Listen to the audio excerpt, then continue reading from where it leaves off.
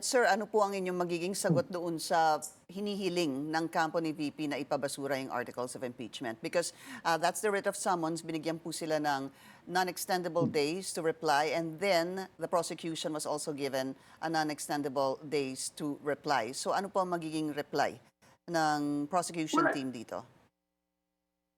well, pinipinal po na, pero I'm sure, sasabihin natin na walang batayan po yung pagbabasura.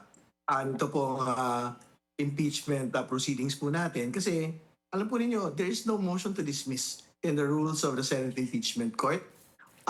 Talagang mga next steps lang po dito is to undertake trial and for the senator judges to make a determination whether to acquit or to convict an impeachable official. No? So, tingin ko po, kakatigan naman po ng senator judges yung aming po nga posisyon that there is every reason to actually proceed to the presentation of evidence on the 6th of July.